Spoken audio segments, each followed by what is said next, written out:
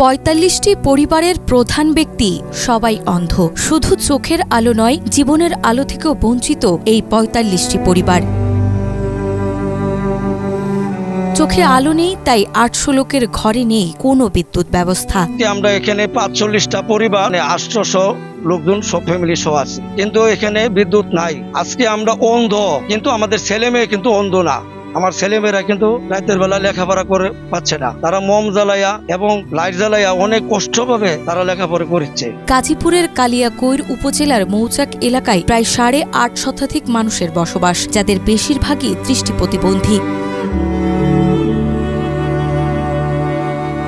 সারি সারি লাগোয়া ঘরে এই বসতিকে স্থানীয়রা চেনেন অন্ধের টেক নামে। কিন্তু দীর্ঘ ২ দশক পার হলেও এখানে জ্বলেনি বিদ্যুতের বাতি। সন্তানদের পড়াশোনা এখনো মোমবাতির ক্ষীণ আলোয় চলছে। এই দেশে অনেক কিছুই তো অসমাপ্ত কাজ তো অনেক কিছুই করতেছেন, তো যদি দয়া করে আমাদের দিকে একটু ফলো করতেন। আমরা বিগত এখানে ২৫টা বছর ধরে আমরা এই কষ্টের মাঝে আসছি। ২০০১ সাল থেকে পরিত্যক্ত একটি জমিতে ৪৫টি পরিবার আশ্রয় নেয়। এর মধ্যে ২৭টি পরিবার দৃষ্টি প্রতিবন্ধী, বাকিগুলো তাদের সন্তানদের। বিদ্যুতের সংযোগের খুঁটি রয়েছে মাত্র ১০০ মিটার দূরেই, কিন্তু অবহেলায় অযত্নে আজও সেই আলো পৌঁছায়নি তাদের ঘরে। সরকার সহ তাগর আমরা অনুরোধ করে বলি যে আমরা অন্ধ মানুষ, যদি আমরা একটু কারেন্টের দেওয়া ব্যবস্থা হোক, তা আমরা কিছু না দিতে বলে তো আপনার জন্য আমরা দোয়া ইনশাল্লাহ করতে পারবো। লিলি হালাল বিউটি সোপ, বিএসটিআই কর্তৃক সনদপ্রাপ্ত দেশের প্রথম হালাল বিউটি সোপ, দীপ্তিময় উজ্জ্বল ত্বকের জন্য।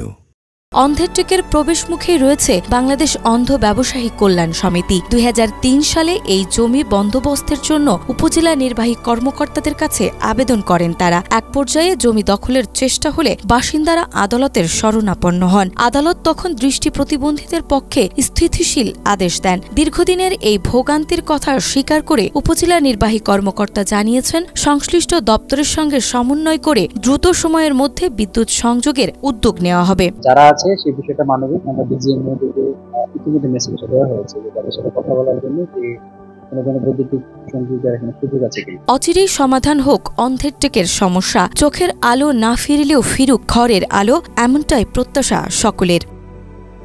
নাজমা, মাই টিভি।